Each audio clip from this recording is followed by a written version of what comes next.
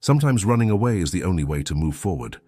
Carol Myers clutched her worn backpack tighter as she stepped off the bus in Charleston, her heart pounding with equal parts terror and hope.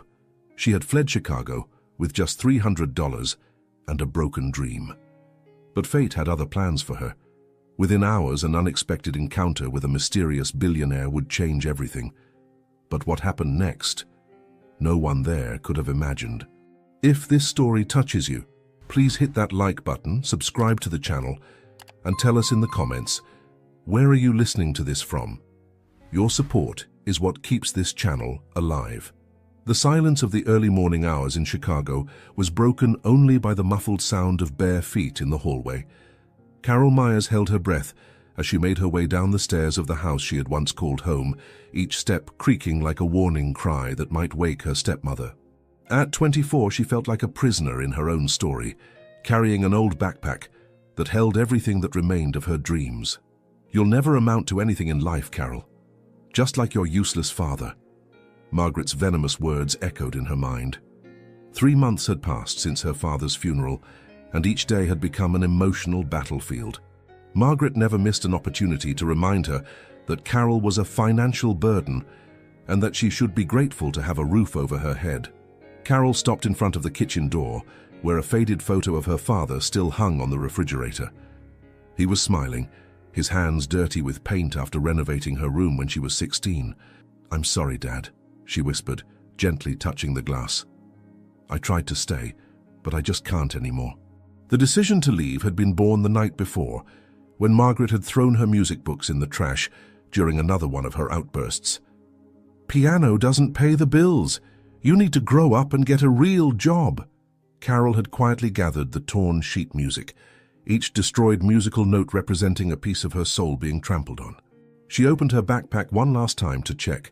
3 changes of clothes, some toiletries, the sheet music she had managed to save, and the $300 she had been secretly saving by giving piano lessons to neighborhood children.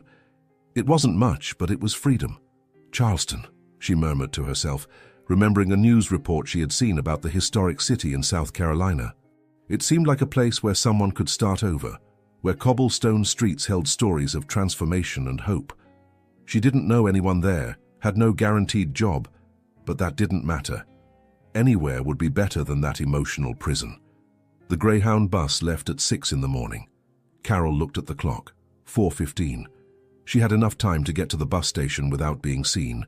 She left a short letter on the kitchen table. "Margaret, I went to find my life. Thank you for showing me who I don't want to become. Carol." The street was shrouded in darkness when she finally left the house. The cold October air cut across her face. But for the first time in months, Carol felt something like relief. Each step took her further away from years of humiliation and contempt. Her hands were shaking, not just from the cold, but from the magnitude of what she was doing. "You can do this," she repeated to herself, like a mantra. "You're the daughter of the man who rebuilt this house with his own hands. You can rebuild your life." At the bus station, Carol bought a one-way ticket to Charleston. The clerk, a middle-aged man with kind eyes, noticed her nervousness. "First time traveling alone, dear?" "No," Carol lied, trying to sound confident. "Just starting a new life." He smiled with understanding.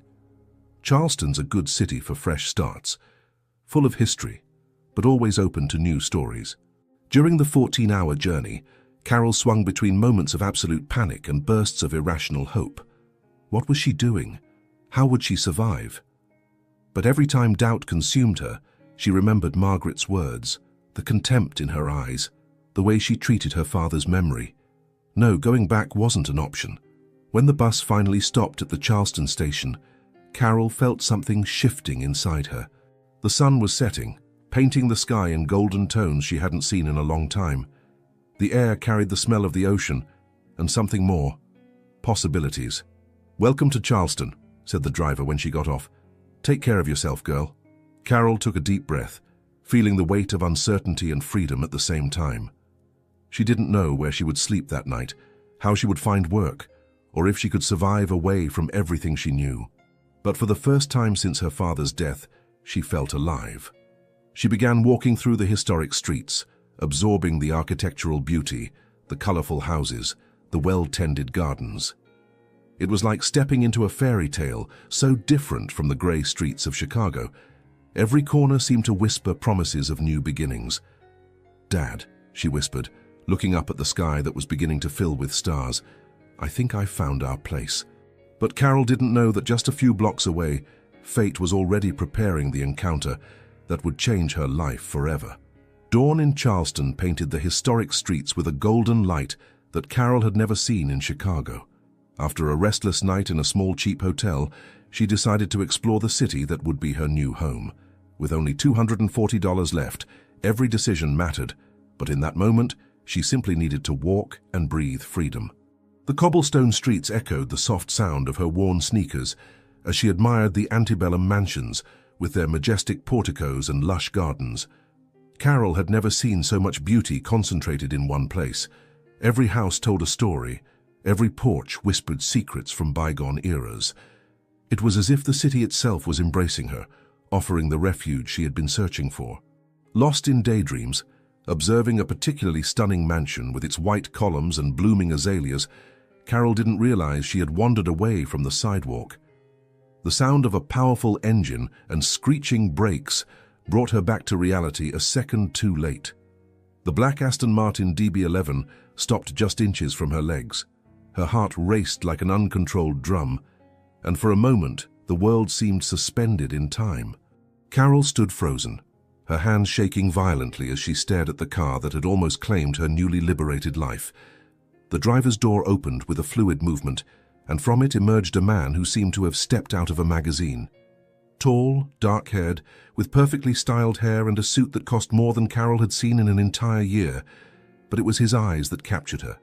Blue like the ocean in a storm, loaded with an intensity that made her momentarily forget where she was. "Good God, are you okay?" His voice was deep, with a soft southern accent that contrasted with the urgency in his tone. William Lancaster had stopped the car so abruptly that he could still feel the adrenaline coursing through his veins. Carol tried to respond, but the words refused to come out. She just nodded, still in shock, her large, vulnerable brown eyes fixed on him. William approached, noticing how she was trembling, not just from the scare, but there was something more. He had developed a sharp instinct for recognizing fragility, and this young woman radiated a vulnerability that touched him unexpectedly. I'm so sorry," Carol finally managed to say, her voice coming out in a hoarse whisper. "I wasn't paying attention, it was my fault." William frowned. Most of the time, when he almost hit someone, which, to be fair, had never happened before, he expected screaming, threats of lawsuits, or at least indignation. But this woman was apologizing, as if almost dying was her responsibility. "No," he said firmly, studying her face. She was beautiful in a natural, unpretentious way, without heavy makeup or flashy jewelry. There was something authentic about her that intrigued him. "It was my fault, I was driving too fast for a residential street." Carol looked at him with surprise. In her limited experience with wealthy men, basically none, she expected arrogance, maybe even for him to blame her for the incident. But there was genuine kindness in his eyes, a concern that disarmed her. "Are you sure you're okay? You didn't hurt anything?" William asked, taking a step closer. He could see that she was shaking, and something inside him, a protective instinct that had long been dormant, awakened. "I'm fine, I swear," Carol replied, trying to compose herself. She noticed how he looked at her, not with the predatory gaze she knew from other men, but with genuine concern. "Just a little scared." William nodded but wasn't convinced. There was something about her, in the way she held her old backpack as if it were her most precious possession, in the way her eyes moved nervously, that told him this woman was going through more than just a traffic scare. "Are you new to the city?" he asked, trying to sound casual, though his curiosity was genuine. Carol hesitated. Should she tell the truth to a complete stranger? But there was something about him that made her feel safe, as if she could trust him. "I arrived yesterday," she admitted. "I'm starting a new life here." The words carried a weight that William recognized immediately. He had spent years observing people, reading between the lines in business meetings, and he knew when someone was running from something. The question was, what was this young woman running from? "Charleston is a good place for fresh starts," he said gently, echoing the words of the bus station clerk. "The city has a way of embracing those who need a new beginning." Carol felt something stirring in her chest, an emotion she couldn't name. Hope, perhaps, or simply the relief of finding kindness when she expected indifference. "I should go," she said reluctantly, taking a step back. "Thank you for not running me over." William almost smiled at the comment but restrained himself. "Can I at least give you a ride somewhere? After almost, well, you know." Carol shook her head quickly. "No, thank you. I'm just exploring." She started to walk away, but William felt an inexplicable urgency not to let her leave like this. There was something about her that intrigued him, that awakened a curiosity he hadn't felt for anything beyond business in years. "Wait," he called out. Carol turned around, their eyes meeting again. "I didn't catch your name." "Carol," she replied after a pause. "Carol Myers." "William," he said, extending his hand. "William Lancaster." When their hands touched in a formal handshake, both felt an electric spark. Subtle but undeniable. Carol quickly withdrew her hand as if she had been burned. "Maybe our paths will cross again, Carol Myers," William said, his voice carrying something she couldn't decipher. As she walked away, moving quickly down the street, William remained standing next to his car, watching her until she disappeared around the corner. Something had changed in those few minutes, something he couldn't name, but that he knew would change everything. 3 days had passed since the encounter with William, but Carol couldn't get him out of her head. Every time she walked through Charleston streets looking for work, his blue eyes and unexpected kindness came back to her mind like a persistent melody. She had visited cafes, shops, small hotels, always carrying her backpack and trying to sound confident when asking about job openings. "Sorry, dear, but we're not hiring at the moment," was the response she heard repeatedly. Her funds were running out quickly. Only $120 remained, and the small hotel where she was staying cost $40 per night. The math was cruel. In 3 days, she'd be on the street. It was Thursday afternoon when Carol decided to make one last attempt at a charming cafe on King Street. The aroma of freshly roasted coffee and homemade pastries filled her nostrils, making her stomach growl in protest. She had eaten only a cheap sandwich that day, trying to stretch every penny. "Can I help you?" asked a middle-aged woman behind the counter, with a warm smile that Carol wasn't used to receiving. "I'm looking for work," Carol said, trying to sound hopeful. "Anything. Waitressing, cashier, cleaning. I have experience giving piano lessons if that helps." The woman, whose name tag read Martha, studied Carol with kind eyes. "Honey, you look like you haven't eaten properly in days. When was the last time you had a decent meal?" Carol felt her cheeks flush. I'm fine, I just need work." "Sit down," Martha said firmly, pointing to a table near the window. "I'm bringing you a sandwich and coffee. I won't take no for an answer." While waiting, Carol looked out the window, and her heart nearly stopped. The black Aston Martin was parked across the street, and William Lancaster was walking toward the cafe. He wore an impeccable grey suit and was talking on the phone, but when his eyes met hers through the glass, he paused mid-sentence. The door chime rang when he entered, and Carol felt the air grow thicker. William quickly finished his call and headed to her table with determined steps. "Carol Myers," he said, and there was something in his voice she couldn't decipher. What an interesting coincidence. "Mr. Lancaster," she replied, trying not to seem as nervous as she felt. "It's a small city, apparently." William smiled, and Carol noticed how it completely transformed his face. "May I sit?" She nodded, and he settled into the opposite chair.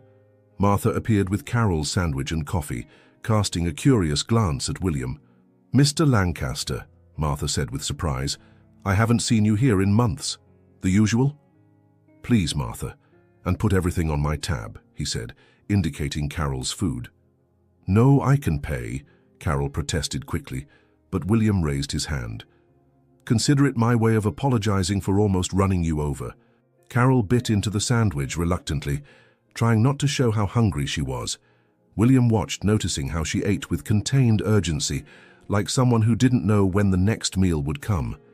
"How are you adjusting to the city?" he asked casually. "Well," Carol lied, Exploring the possibilities. Job possibilities? Carol stopped chewing.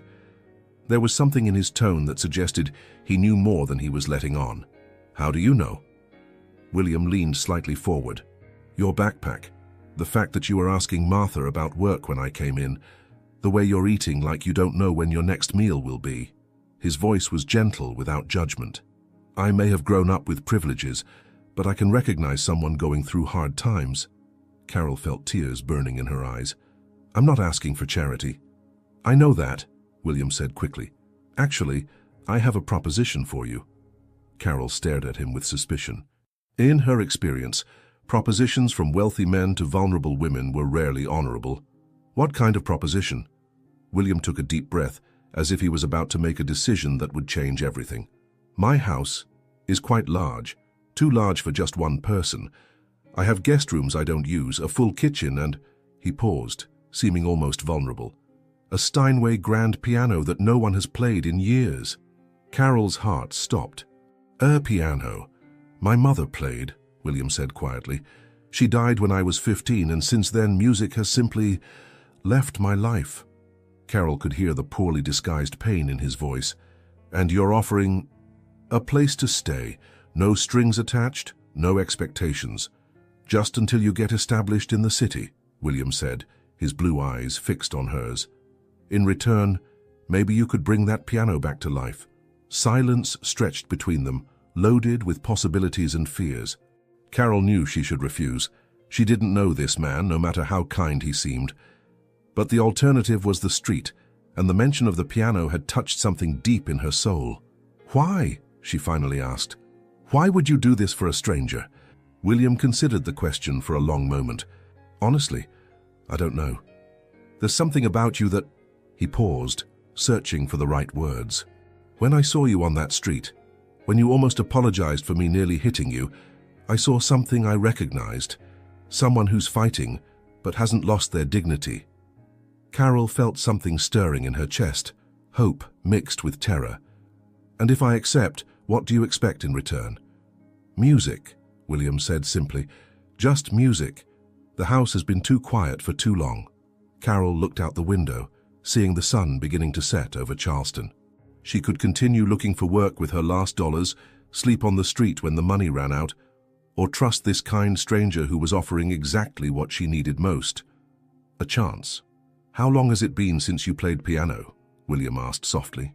3 months, Carol admitted, her voice almost a whisper. Since my father died. William nodded with understanding. Then maybe we both need music back in our lives. Carol took a deep breath, feeling like she was about to jump off a cliff. If I accept, can I leave whenever I want? Any time, William confirmed. No questions asked. And you don't expect anything else? William held her gaze, his expression serious and honest. Carol, if I wanted to buy companionship, there are much more direct ways to do that. I'm offering shelter, not a transaction. For the first time in months, Carol felt that maybe, just maybe, the universe wasn't completely against her. Okay, she said, her voice barely audible. I accept. But as William smiled and signaled Martha to bring the check, Carol couldn't help but wonder if she had just made the best or worst decision of her life. The Lancaster mansion was even more impressive inside than Carol had imagined. Ornate high ceilings, crystal chandeliers, antique furniture that seemed to have their own stories to tell. But it was when William led her to the main parlor that she truly lost her breath. There, bathed in the golden light of dusk streaming through enormous windows, was the most beautiful piano she had ever seen. It's a 1982 Steinway Model D, William said, watching her reaction. My mother personally chose every detail when she had it made. Carol approached slowly, as if the instrument were a wild creature that might flee at any moment. Her hands trembled when she lightly touched the polished ebony lid. It's magnificent, she whispered. It was her pride and joy, William said, his voice heavy with nostalgia. She would spend hours here playing everything from Chopin to modern jazz. She said music was the language God used to speak directly to the soul. Carol felt tears stinging her eyes. My father said something similar. That music was emotional mathematics. Each note had its exact place to create something beautiful. William moved closer, standing beside her. When was the last time you played? 3 months and 4 days, Carol replied automatically. The day before my father's funeral, I played Amazing Grace while he was still in the hospital. I thought maybe, her voice failed, that maybe music could save him. Carol nodded, not trusting her voice. William remained silent for a moment, understanding the pain she carried. Can I hear you play? He asked gently. Carol immediately shook her head. I can't. Every time I try, it's like I'm betraying his memory. Or honoring it, William suggested softly. Carol looked at him, seeing genuine understanding in his eyes. How do you do that? What? Say exactly the right words. William smiled sadly. Because I know what it's like to lose someone you love and feel like moving forward is a betrayal of their memory. That night, after William showed her to her room, spacious, elegant, with a view of the gardens, Carol couldn't sleep. The presence of the piano downstairs called to her like a magnet. At 2 in the morning, she gave up fighting insomnia and silently went downstairs. The parlor was bathed in moonlight streaming through the windows, giving the piano an almost mystical aura. Carol approached and for the first time in months lifted the lid. The ivory keys gleamed in the dim light, each one carrying promises of unplayed melodies. Hesitant, she pressed middle C. The pure, crystalline sound echoed through the parlor, and Carol felt something inside her awaken after a long sleep. Without consciously realizing it, her hands found position, and she began to play Debussy's Clair de Lune, soft, melancholy, like a prayer whispered in the darkness. William woke to the sound of music floating through the mansion's corridors. For a moment he thought he was dreaming. It had been 8 years since he'd heard music in that house, since his mother had passed away. He got up and walked silently to the top of the stairs, from where he could see Carol in the parlor.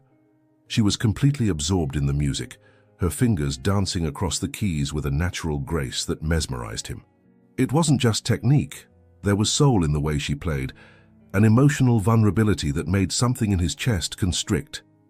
When the last note of Clair de Lune died in the silence, Carol remained motionless for a moment, breathing heavily. Your mother had good taste, she said without turning around, somehow knowing he was there. William slowly descended the stairs. How did you know I was here? Music changes when someone is listening. It becomes more self-aware, Carol said, finally turning to look at him. William approached wearing only a t-shirt and pajama pants, his hair tousled from sleep. That was beautiful, he said simply. I was rusty. 3 months without playing is an eternity. For me, it's been 8 years, William confessed, sitting on the bench beside her. My mother tried to teach me when I was a child, but I never had the patience. Now I regret it. Carol studied his profile in the moonlight. It's never too late to learn. Would you teach me? The question surprised her. Do you really want to learn? William turned to her, and the proximity made Carol notice how blue his eyes were even in the dim light. I want to understand what my mother loved so much. I want to understand what makes you so peaceful when you play. I'm not peaceful, Carol admitted. I'm broken. Music just puts the pieces back together temporarily.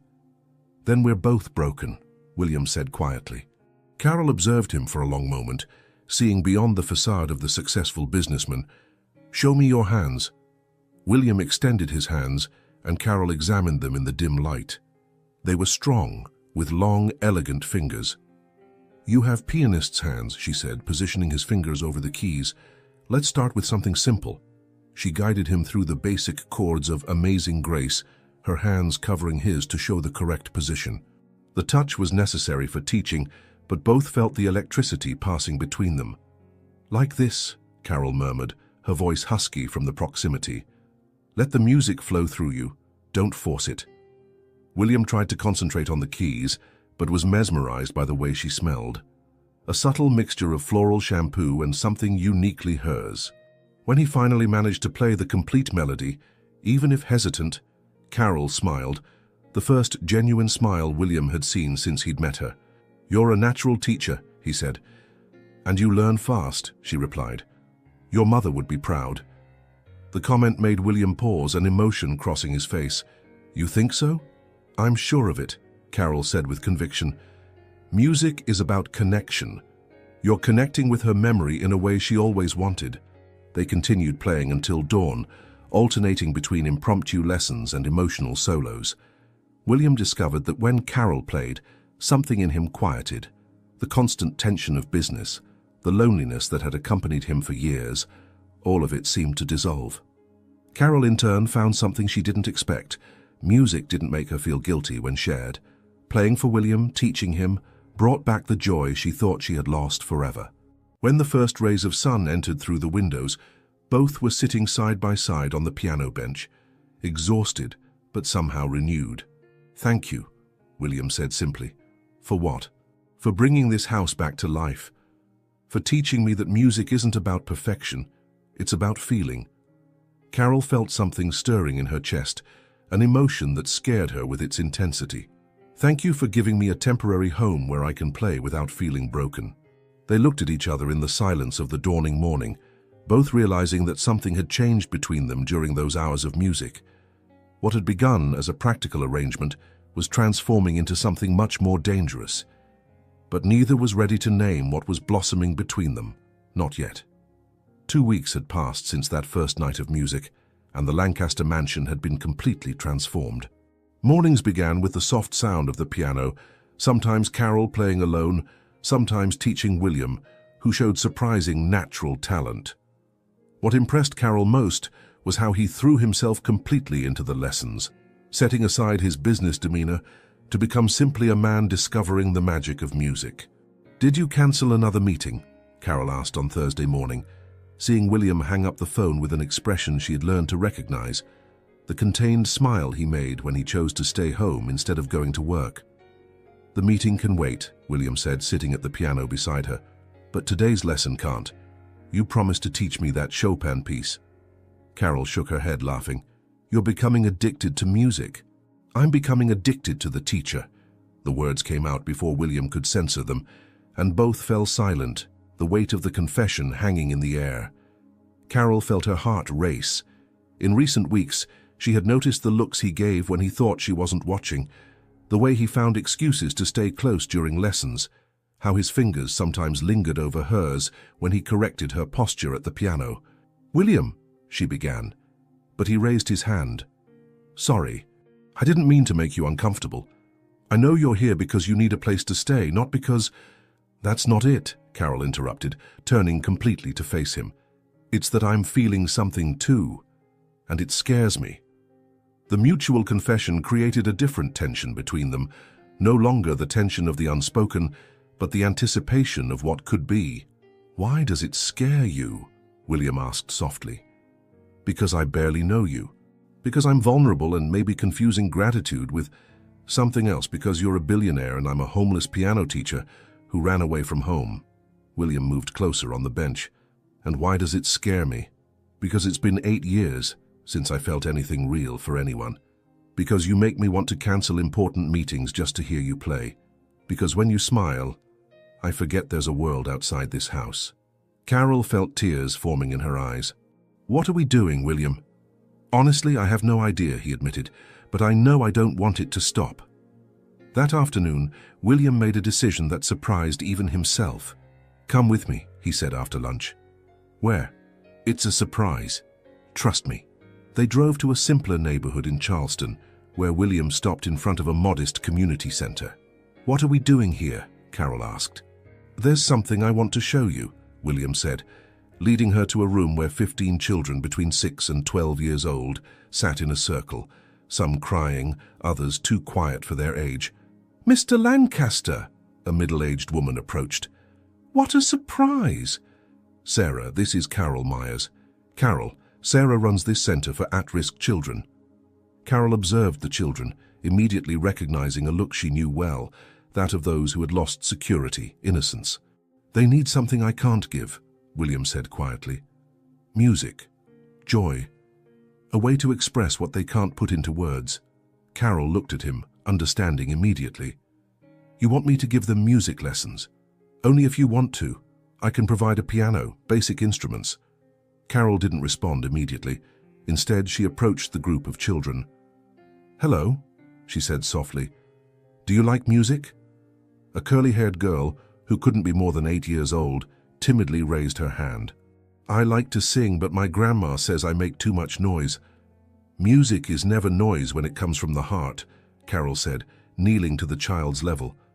"What's your name?" "Sophie." "Sophie, would you like to learn to play piano?" The girl's eyes lit up for the first time. "Can I really?" William watched Carol interact with the children, seeing how she naturally put them at ease, how her own pain made her capable of recognizing and healing others' pain. In that moment, he knew he was hopelessly in love. 2 hours later, after promising to return the following week with instruments and a lesson plan, they drove home in contemplative silence. "Thank you," Carol said when William stopped the car at the mansion's entrance. "For what?" "For showing me that my music can mean something bigger, for giving me purpose again." William turned to her in the car seat. "You've given me much more than that, Carol. You've given me a reason to come home every day." The tension between them was palpable as they entered the mansion. Without words, they automatically went to the piano, where music always helped them process complex emotions. "Play something for me," William asked, sitting in the nearby armchair.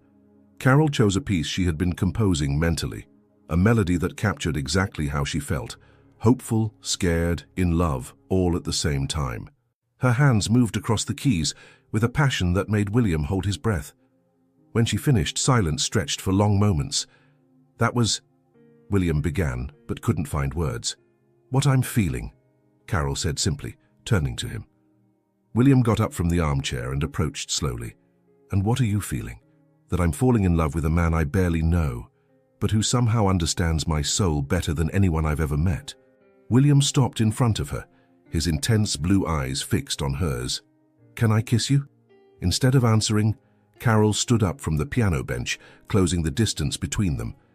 When their lips met, it was as if all the notes they had played together finally resolved into perfect harmony. The kiss was gentle at first, hesitant, but soon deepened when both realized this was what they had been wanting for weeks. William's hands buried themselves in her hair, while Carol allowed herself to melt against him. When they finally separated, both were breathing heavily. "This complicates everything," Carol whispered. "Or simplifies it," William replied, resting his forehead against hers. "Carol, I know this is crazy, that we've only known each other for 2 weeks, but I'm in love with you. Completely, irrevocably in love." Carol felt her entire world reorganize with those words. "Me too," she admitted, "and it terrifies me." "Because you think it won't last?" "Because I think it will last," Carol confessed. "And I don't know if I deserve something like this after losing everything." William took her face in his hands.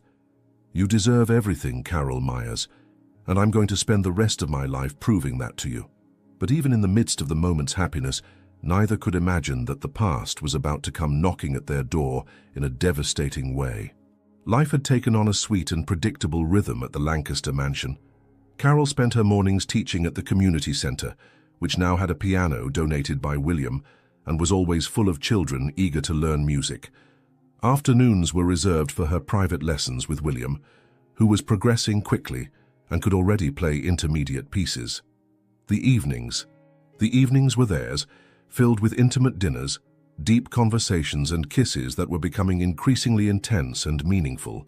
3 weeks had passed since their mutual confession of love, and Carol had finally begun to believe that maybe, just maybe, she deserved a story with a happy ending. That's when Vanessa Reed decided to make her dramatic entrance. It was a Friday morning when the mansion's doorbell rang insistently. William was in a video conference meeting in his office, and Carol, who was practicing piano, went to answer. When she opened the door, she found a stunning woman with platinum blonde hair wearing a Chanel outfit that cost more than Carol earned in an entire year. "You must be William's new charity project," Vanessa said, her green eyes looking Carol up and down with barely disguised disdain. "I'm Vanessa Reed, his fiancée." Carol felt like she had been punched in the stomach. "Ex-fiancé?" she corrected automatically, remembering the few times William had mentioned his previous relationship. Vanessa laughed, a melodious but venomous sound. "Oh dear, is that what he told you? How interesting." She gently pushed Carol aside and entered the house as if she still lived there. "William, love, I'm here," she shouted, her voice echoing through the familiar corridors. Carol stood frozen at the door, her world spinning. Fiancé. William had said he had an ex-fiancé, but that the relationship had ended 2 years ago. Why was Vanessa referring to herself in the present tense? William appeared at the top of the stairs, still wearing his Bluetooth headset. When he saw Vanessa, his expression changed completely. There was no joy, but there also wasn't the complete rejection Carol expected to see. "Vanessa," he said, slowly descending the stairs. "What are you doing here?" "I came to pick you up for the Reed Foundation benefit dinner tonight. Did you forget?" Vanessa said, approaching him with the familiarity of someone who had made that movement 1,000 times before. "Daddy is waiting to discuss the merger." Carol watched the interaction, noticing how William didn't pull away when Vanessa touched his arm, how he seemed uncomfortable but not surprised by the visit. "I said I can't attend," William replied, but his voice lacked the firmness Carol was used to hearing. "William, darling, you know how important these things are to my family, and to your future too," Vanessa said, then turned to Carol with a smile that didn't reach her eyes. "I'm sure your guest understands that business comes first." "Carol isn't a guest," William said quickly. "She's—" "What?" Vanessa asked, arching a perfectly lined eyebrow. "Your girlfriend. William, love, you've always had a weakness for charity projects. Remember that artist you saved 2 years ago, or the writer before her?" Carol felt the blood freezing in her veins. "Charity projects," she repeated, her voice coming out as a whisper. William turned to her quickly. "Carol, it's not like that, isn't it?" Vanessa interrupted, feigning surprise. "Oh dear, did you really think you were special?" She approached Carol like a predator circling its prey. "William has a pattern. He finds vulnerable women, offers help, plays shining knight for a few months, and then, well, they move on with their rebuilt lives and he returns to reality." "Vanessa, stop," William said, but there was a hesitation in his voice that made Carol's heart shatter. "Am I being cruel?" Vanessa asked with false innocence. "Sorry, dear. I thought you knew. William is too generous for his own good. Always has been. But in the end, he always comes back to where he belongs." She addressed William again. "Dinner is at 8. Wear the navy blue tuxedo. You know it's my favorite." Vanessa headed to the door, but stopped and turned to Carol one last time. "Oh, and dear, when you leave, and you will, they all do, make sure not to take anything that isn't yours. William is too sentimental to ask for it back." The door closed behind her with a soft click, leaving Carol and William in deafening silence. "Carol," William began, approaching her, but Carol stepped back. "Is it true?" she asked, her voice breaking. "Am I just another charity project?" "No," William said firmly. "Carol, you have to understand, Vanessa is—" "Answer the question, William. Were there other women you saved before me?"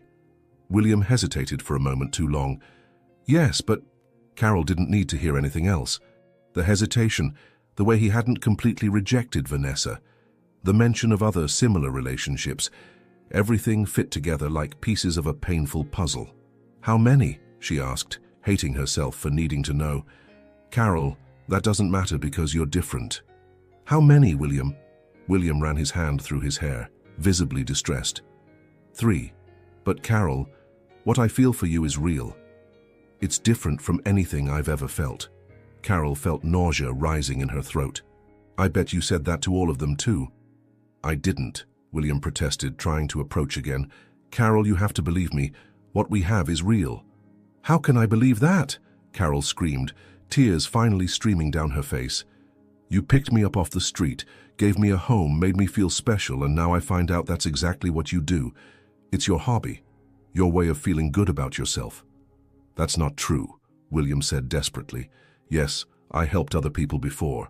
Yes, I got romantically involved with some of them, but I never felt what I feel for you." "And then what happened to them?" William lowered his eyes. "The relationships ended. They moved on with their lives." "Of course they did," Carol said bitterly, "after you fixed them and got tired of playing savior." "Carol, please," "And Vanessa," Carol interrupted. "Why does she still act like you're together? Why didn't you send her away immediately?" William was silent for a moment too long. "It's complicated." "Complicated how?" "Our families do business together. There are expectations." Carol laughed, but there was no joy in the sound. Expectations, of course, and me. Where do I fit into these expectations, William? William didn't answer, and his silence was more eloquent than any words could have been. Carol nodded, as if she finally understood something important. I was just a temporary diversion, wasn't I? A way for you to feel noble and generous while playing at a real relationship before returning to your actual life. That's not true, William said, but his voice lacked conviction. Carol ran upstairs, William following behind her. Carol, wait. We can talk about this. There's nothing to talk about, Carol said, grabbing her old backpack and starting to throw her few clothes into it. I was an idiot. I believed that something like a fairy tale could happen to me. Don't go, William pleaded, standing in the bedroom doorway. Stay. Let me explain everything. Carol stopped and turned to him, her tears now dry, replaced by cold anger. Explain what, William? That I wasn't special? That I'm just another broken woman you decided to fix? That while I was falling truly in love, you were just... What? Following a script you'd used before? I love you, William said desperately. No, Carol said, shaking her head. You love the idea of loving me. You love feeling needed, important, generous. But you don't love me. How could you? You don't even really know me. Carol finished packing and headed for the door. William blocked her path. Move, William. I can't let you leave like this. Carol looked him in the eyes one last time. You already let me go the moment you didn't send Vanessa away immediately. The moment you hesitated when she talked about your other charities.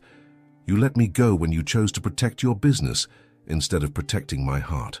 William slowly stepped aside, defeated. Carol walked past him and down the stairs, each step echoing like a funeral drum in the mansion that had become her home. At the door, she turned one last time. Thank you for the music, William, and for the lesson. What lesson? That fairy tales don't exist for people like me. And with those words, Carol Myers left the Lancaster mansion, leaving behind not only the man she loved, but also a part of herself that would never be completely rebuilt. The small town of Beaufort, an hour from Charleston, seemed like the perfect place to disappear. Carol had chosen the city by chance, getting off the first bus that took her away from the Lancaster mansion and the pain William had left in her heart. With only $150 in her pocket and a backpack full of clothes that smelled of the expensive perfumes from the house she had called home for almost 2 months, she found herself alone in the world once again. The first week was a blur of basic survival. Carol got a job as a waitress at a small cafe called Magnolia's, where the owner, a 60-year-old Southern lady named Dolores, didn't ask many questions about her past. The salary was low, but it came with a small room in the back of the cafe, barely bigger than a closet, but it was hers. Honey, you look like someone running from a broken heart, Dolores had said on the first day, serving a plate of homemade biscuits that Carol didn't have money to pay for, but that the woman insisted she eat. I won't ask for details, but if you need to talk, I'll be here. Carol thanked her, but wasn't ready to talk about anything. The pain was too raw, too fresh. Every time she closed her eyes, she saw William hesitating when Vanessa appeared, heard his voice admitting there had been other women before her, felt the humiliation burning in her chest like acid. The nights were the worst. Without a piano to play, without music to process her emotions, Carol found herself lying on the small, thin mattress, reliving every moment with William. She questioned every kiss, every word of love, every tender look. Had it all been pretense, or was there something real amid the unconscious manipulation? It was in the second week that Carol discovered Beaufort's small elementary school. Walking aimlessly after her shift at the cafe, she heard the sound of children singing off-key through an open window. Curious, she approached and saw a young teacher trying to conduct an improvised choir of 15 children who had clearly never had proper music lessons. "Excuse me," Carol said, knocking on the classroom door. "Sorry to interrupt, I'm a music teacher and, well, I thought maybe I could help." The teacher, who introduced herself as Rebecca, accepted the help with desperate gratitude. "We're trying to prepare a presentation for Thanksgiving, but honestly, I don't know anything about music." Carol found herself volunteering 2 hours a week to teach the children.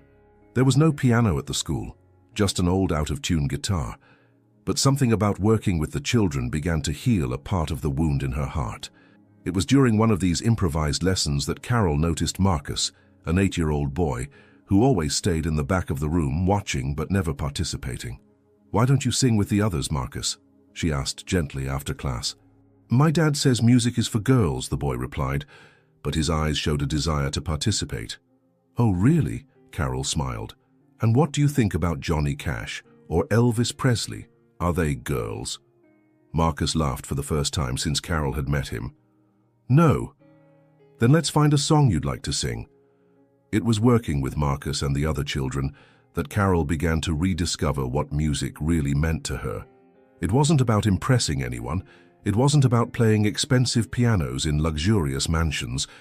It was about human connection, about giving voice to feelings that couldn't be expressed any other way. Meanwhile, in Charleston, William was going through the worst months of his life. After Carol left, he had cancelled all meetings that day and locked himself in his office, calling every hotel, boarding house, and shelter in the city. No one had seen a young brunette with a green backpack.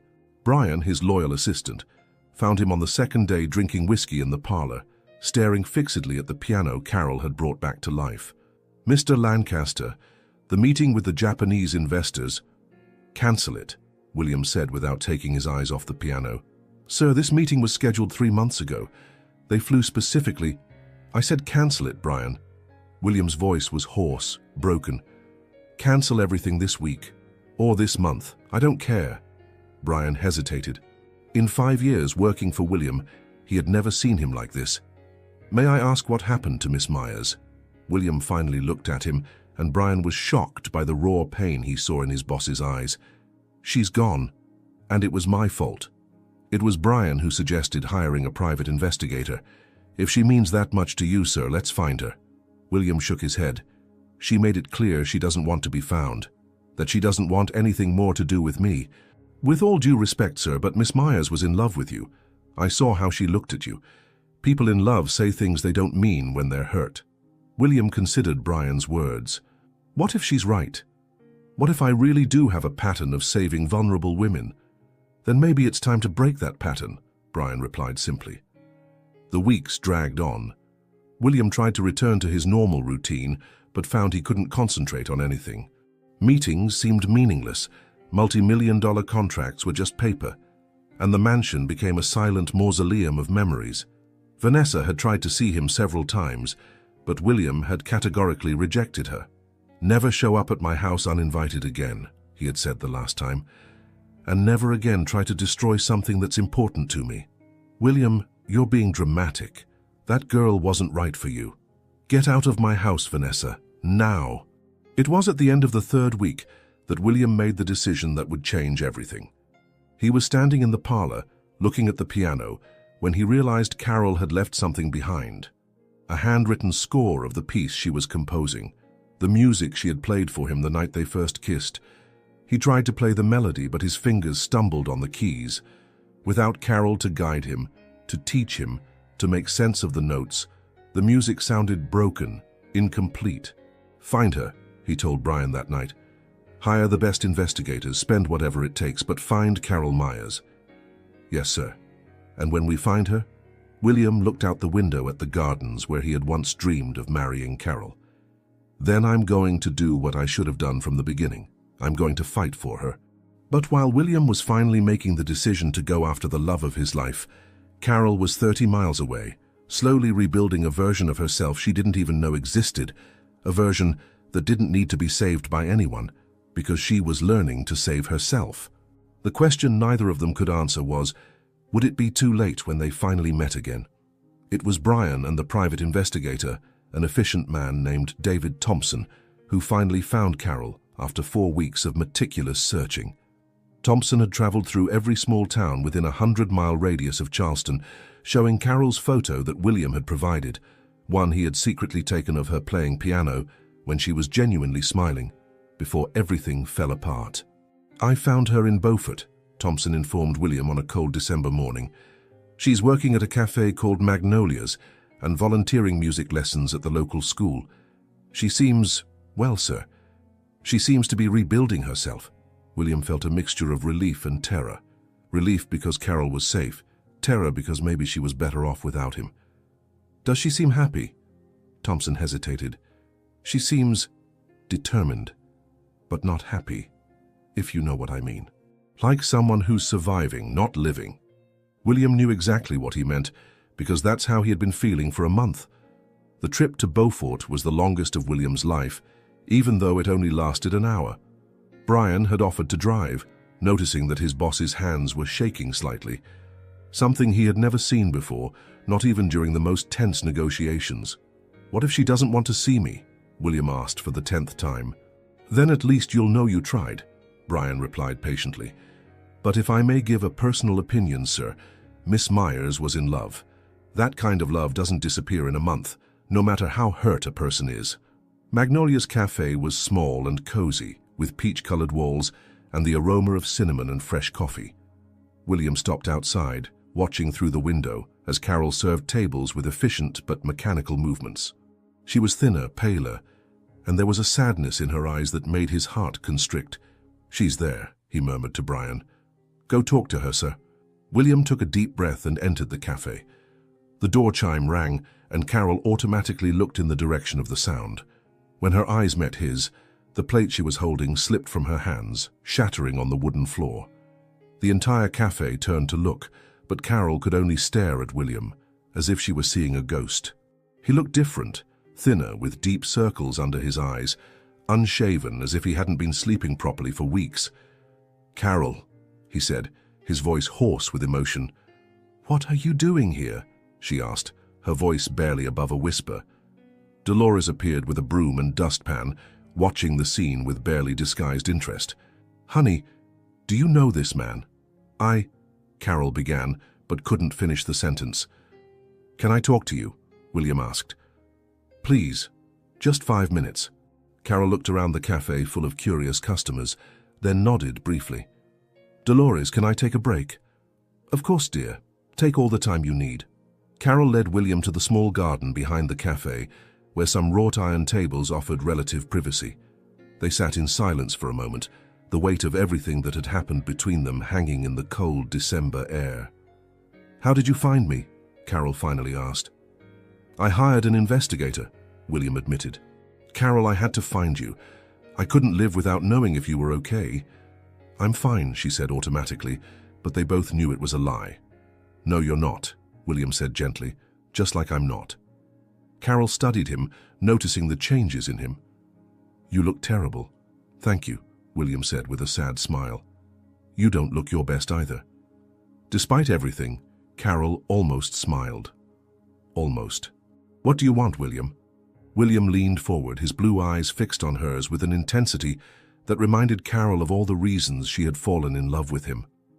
"I want you to come home." "I don't have a home," Carol replied bitterly. "Yes, you do. With me. The mansion isn't a home without you, Carol. It's just a big, empty house where I get lost in the hallways looking for you." Carol felt tears stinging her eyes, but fought against them. "William, nothing has changed. You're still the man who has a pattern of saving vulnerable women. I'm still just another one on your list." "No," William said firmly, standing up and walking to her. "You're wrong. About everything." "Am I?" Carol stood up too, facing him. "Then prove it to me." William took a deep breath as if preparing for the most important speech of his life. "You want to know about the other women?" "Sarah was an artist going through financial difficulties. I helped her with an exhibition. We got involved for a few months, but it was convenient. There was no real depth. Emma was a writer who needed a place to finish her book. I helped. We kissed a few times, but there was never true connection." Carol listened in silence, her expression impassive. "And then you appeared," William continued, his voice becoming more intense. "And from the first moment, from that stupid accident, you were different. It wasn't just that you needed help. It was that I needed you. You brought music back into my life, Carol, not just at the piano, but real emotional music. You made me laugh again, made me want to cancel meetings just to stay home with you. You made me fall in love truly and completely for the first time in my life." "And Vanessa?" Carol asked, her voice trembling. William ran his hand through his hair. "Vanessa was what my family expected. The right kind of woman, from the right family with the right connections. I was comfortable with the idea of marrying her because it didn't involve real emotional risk. But after I met you, I knew I couldn't pretend anymore. Then why did you hesitate when she showed up? Why didn't you send her away immediately? William lowered his eyes, clearly embarrassed. Because I'm a coward. Because spending my entire life in a world where appearances and connections matter more than real feelings made me cautious. I love you, Carol. But I was afraid of what that would mean for my life, for my business, for everyone's expectations. And now? Carol asked, tears finally streaming down her face. Now? William moved closer, taking her face in his hands. Now I know that none of that matters without you. I sent Vanessa away for good. I ended any possibility of business with her family. I told my parents that if they can't accept the woman I love, then they'll have to accept a son who is happy instead of one who's just meeting expectations. Carol sobbed, months of pain and longing finally pouring out. You hurt me so much, William. I know, he said, wiping her tears away with his thumbs. And I'll spend the rest of my life making up for it if you'll let me. How can I trust you again? Because this time I'm going to do everything right, William promised. I won't hesitate. I won't let anyone make you feel like you don't belong in my life. You are my life, Carol. What if it doesn't work out? What if we discover we were just two broken hearts comforting each other? William smiled, and it was the first genuine smile Carol had seen since he arrived. Then at least we'll know we tried. But Carol, what I feel for you isn't comfort. It's true love, the kind that's scary because it's real and powerful and changes everything.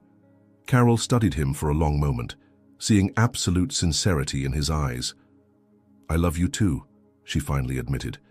Even after everything, even trying to hate you, I still love you.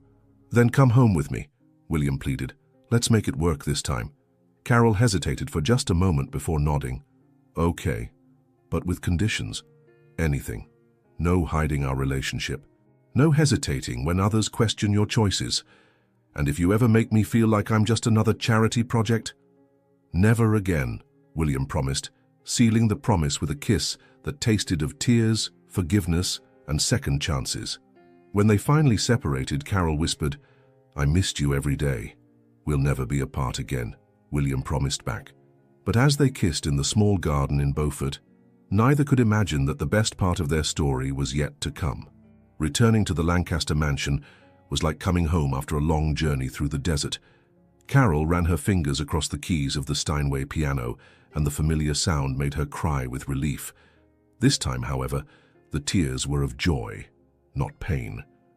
William was beside her, his hands covering hers, creating harmonious chords that perfectly symbolized the new phase of their lives. I miss this, Carol murmured, playing the first measures of the piece she had composed for him months ago. I missed you playing, William replied, kissing her neck softly. The house was dead without music. It was dead without you. The following 3 months were a period of careful reconstruction. William kept all the promises he had made in Beaufort. When his parents expressed concerns about Carol during a tense dinner, he was clear and direct.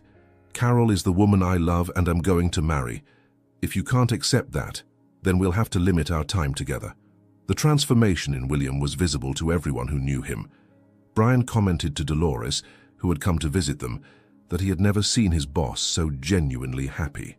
He smiles now, Brian said, watching William and Carol playing piano together in the parlor. Real smiles, not those corporate smiles he used to use. Carol was also flourishing. She had expanded her work at the community center, creating a complete music program for underprivileged children. William not only financially supported the project, but frequently showed up to help, discovering he had a natural gift for working with children. Mr. William, said Sophie, the same little girl Carol had met months ago. Are you going to play Twinkle, Twinkle, Little Star with us today? Of course, but only if Teacher Carol helps me, William replied, winking at Carol, who laughed, seeing how beloved he had become with the children. It was during one of these afternoons at the community center that William made the decision he had been planning for weeks. Carol was at the piano, guiding a group of teenagers through a simplified version of John Lennon's Imagine, when he quietly knelt behind her. Carol, he said softly, making her turn around. When she saw William kneeling, holding a navy blue velvet box, the air completely left her lungs. The children around stopped singing, realizing something important was happening. Carol Myers, William began, his voice slightly trembling with emotion. "You brought music back into my life in ways I didn't even know were possible. You taught me that true love isn't about saving someone or being saved. It's about two people choosing to build something beautiful together." Carol was already crying, her hands covering her mouth. "Will you marry me?" William asked, opening the box to reveal a vintage diamond ring that had belonged to his grandmother, redesigned specifically for Carol. "Will you create a life full of music, laughter, and true love with me?"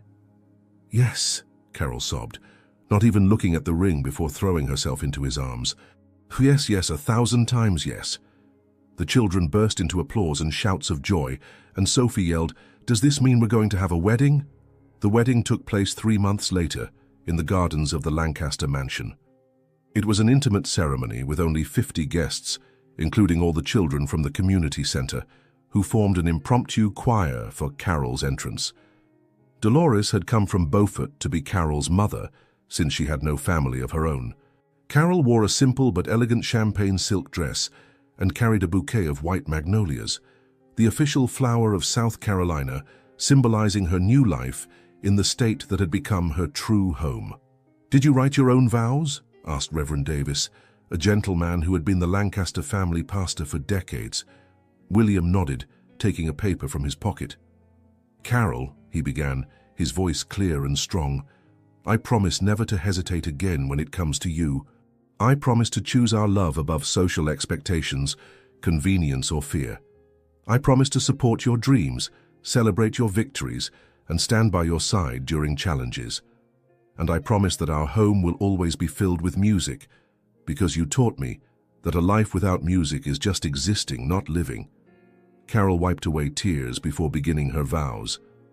"William, you found me when I was lost and gave me not just a home, but a family. I promise never to run away again when things get difficult. I promise to trust in our love, even when I'm scared. I promise to fill our life with music, laughter, and all the small moments that make life extraordinary. And I promise to love you, not because you saved me, but because you saw me, really saw me, and chose to love me back." When they kissed as husband and wife, the children's choir began singing the Beatles' "All You Need Is Love," making all the guests laugh through their tears. The honeymoon was in Savannah, a city they had both wanted to explore together. They spent days walking through the historic streets, playing street music for fun, and discovering they could make any place feel like home when they were together. It was during the honeymoon that Carol began to feel the first signs of morning sickness.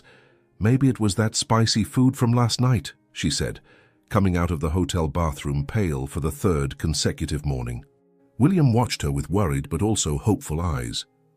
"Carol, when was your last, Carol stopped, doing the math in her head. "Oh my God," she whispered. "William, do you think—" "There's only one way to find out," he said, already reaching for the car keys. 2 hours later, they were sitting in the hotel bathroom, looking at 3 pregnancy tests, all showing 2 pink lines. "We're having a baby," Carol said, still in shock. "We're having a baby," William repeated, a smile slowly spreading across his face. "Carol, we're having a baby."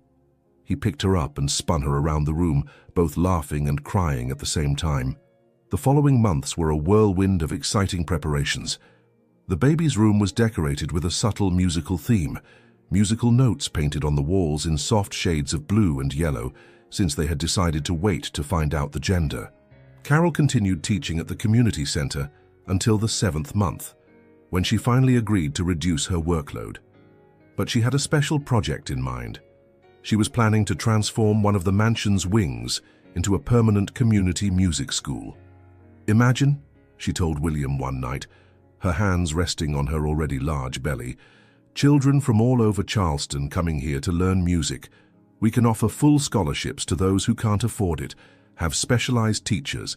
"It's a beautiful dream," William said, kissing her forehead, "and we're going to make it happen. Our child will grow up surrounded by music and happy children." "Our child," Carol repeated, still marveling at the words. "I still can't believe we're a real family. The most perfect family I could imagine," William agreed, placing his hand over hers on her belly, feeling a strong kick from the baby. "Someone's excited," Carol laughed, I think we have a future musician here.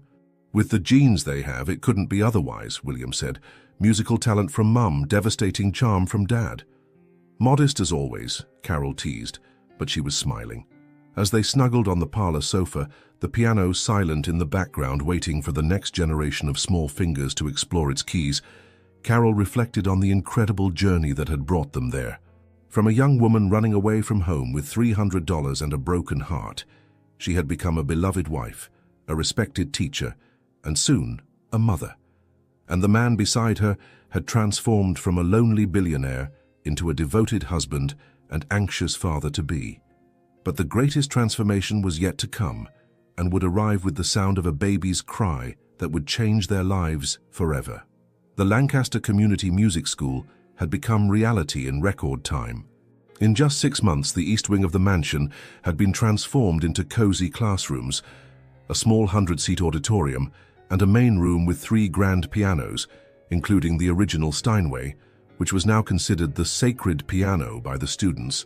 Carol, even at 8 months pregnant, had insisted on supervising every detail. "You should be resting," William said for the 10th time that morning, watching Carol rearrange the auditorium chairs for the benefit concert that would take place that evening. "I am resting," Carol replied, clearly not resting. "I'm just making sure everything is perfect for the school's official debut." The inaugural concert would be presented by the school's own students, from 5-year-olds to advanced teenagers. But the surprise of the evening would be Carol and William's performance playing together the piece she had composed, now finished and titled New Dawn. Mrs. Lancaster, Sophie, now 10 years old and one of the most dedicated students, came running up. "My whole family is going to be here today. My grandmother said it's the first time she's come to a real concert." Carol smiled, feeling the baby give a series of enthusiastic kicks. "How wonderful, Sophie. Are you ready for your solo performance?" "I think so," Sophie replied nervously. "What if I forget the notes?" "Then you improvise," Carol said gently, kneeling down with difficulty to the girl's level. "Remember what I always say about music? That it comes from the heart, not just from your fingers," Sophie recited. "Exactly. If you play with your heart, the right notes will appear." At 6 in the evening, the auditorium was completely packed. Besides the students' families, important figures from Charleston were present, local journalists and even some investors William had invited, interested in supporting similar projects in other cities. Brian, now promoted to executive director of the Lancaster Myers Foundation, Carol had insisted on the hyphenated name, served as master of ceremonies. "Good evening, ladies and gentlemen. Welcome to the official inauguration of the Lancaster Myers Community Music School, where we believe everyone deserves access to the universal language of music." The concert began with the youngest children playing Twinkle, Twinkle, Little Star in unison, a performance that brought tears to all the parents' eyes. Sophie shone in her solo of Für Elise, playing with a passion that impressed even the professional musicians in the audience. Dolores, who had moved to Charleston to help Carol with the baby, whispered to her neighbor, "That girl has real talent. Carol discovered a diamond." The highlight of the first part of the concert was a choir of 15 teenagers singing Simon and Garfunkel's Bridge Over Troubled Water, with arrangements created by the students themselves. The harmony was imperfect, but the emotion was so real it moved the entire audience. During intermission, Carol headed backstage for the moment everyone was waiting for, her performance with William. But when she stood up from her chair in the front row, she felt a strange sensation, as if something liquid had run down her legs. "William," she said quietly, tugging at the sleeve of his tuxedo, "I think my water just broke." William instantly went pale. "Now? Here?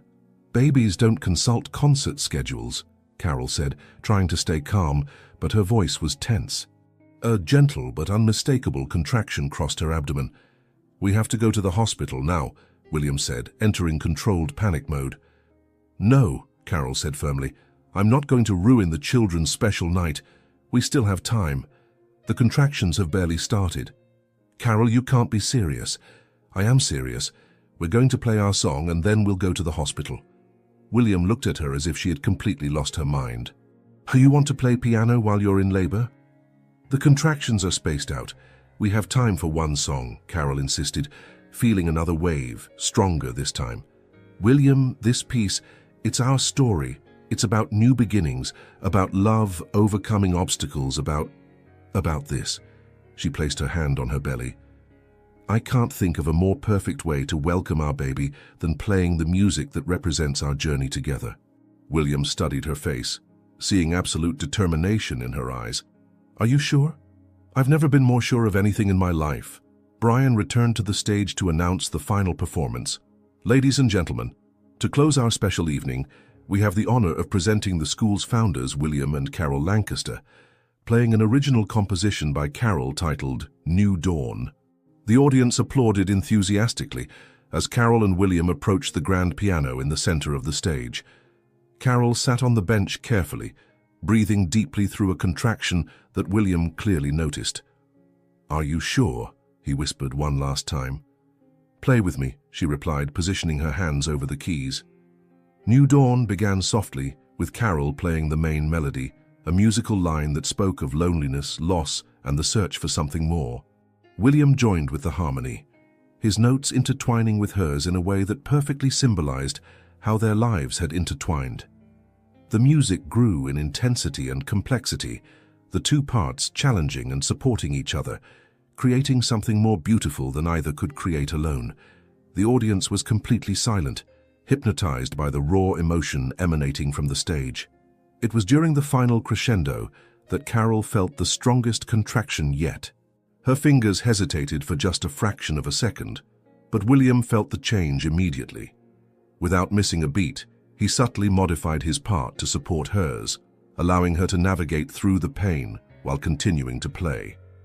When the last note of New Dawn echoed through the auditorium, the audience was in absolute silence for a moment before exploding in the most enthusiastic ovation Carol had ever received. But she barely noticed the applause because a much more intense contraction was beginning. "Hospital now," she whispered to William, who was already standing up. Thank you," William said quickly into the microphone. "Unfortunately, we have to leave a little earlier than planned. Our baby decided they also want to be part of this special night." The audience laughed and applauded even louder when they realized what was happening. Brian took control of the situation, announcing that the reception would continue in the garden while the school's founders went to welcome the new member of the Lancaster family. The trip to the hospital was a blur of increasingly intense contractions, and William driving with a mixture of panic and euphoria. "You just played a concert while in labor," he said, incredulous. "Our daughter?" "Daughter?" Carol asked between deep breaths. "Paternal intuition," William smiled. "Our daughter will grow up knowing her mother is the most incredible woman in the world." Melody Rose Lancaster was born at 2:47 in the morning, weighing 7.5 pounds, with a pair of lungs that promised a musical future. She had her father's blue eyes and her mother's brown hair, and when the doctors placed her in Carol's arms, she immediately stopped crying, as if she recognized the voice that had sung to her for months. "Hello, little Melody," Carol whispered, tears streaming down her face. "You chose quite a dramatic entrance into the world." William was sitting on the edge of the hospital bed, watching his wife and daughter with an expression of absolute wonder. "She's perfect," he said, his voice broken with emotion. "She's ours," Carol replied, looking at him. "William, look what we created. Look at our family." When Melody opened her tiny fists and seemed to reach for the air, as if she were playing an invisible piano, both parents laughed through their tears. "Definitely a musician," William said. "Or maybe she's just trying to tell us she wants to start piano lessons already," Carol joked. 3 days later, when Carol and Melody finally came home, they found the mansion transformed. Brian and the school staff had decorated the entire entrance hall with "Welcome Baby Melody" banners, and the Steinway piano had a giant pink bow. "The school children made something special," Brian explained, leading them to the parlor. There they found a framed sheet music of "Happy Birthday," but written especially for piano four hands, 2 simple parts that Carol and William could play together with Melody when she grew up. "So all 3 of you can play together," Sophie explained shyly, representing all the school children who were present. Carol held Melody closer, feeling the complete circle of her journey. From a young woman running away from home alone, she had become the center of a loving family and a vibrant musical community. The music she had almost lost forever was now the heart of her new life. "Thank you," she said to all the children, her voice heavy with emotion, "for reminding us that family isn't just about blood, it's about love, music, and all the people we choose to have in our lives." William put his arm around Carol and kissed the top of Melody's head. "Welcome to the world, little Melody. You were born into a family where there will always be music, there will always be love, and there will always be a new dawn waiting for us." And as the sun set over Charleston that afternoon, filling the parlor with golden light, the Lancaster family prepared to begin the next movement of their life symphony, a melody that would continue for generations, each note proof that true love can create the most beautiful music of all. Carol had begun her journey running from pain, carrying only a backpack and a wounded heart. But in finding William, she discovered that sometimes life breaks us only to rebuild us stronger, more complete. Together they created not just a family, but a legacy of music and love that would touch countless lives. And perhaps that's the true magic of love, transforming two lost souls into perfect harmony, proving that the most beautiful endings are born from the most painful beginnings. Because sometimes when we lose everything, we're actually on our way to finding exactly what our soul was always searching for. If this story touched you, please hit that like button, subscribe to the channel, and tell us, where are you listening to this from? Your support is what allows us to continue bringing you stories like this.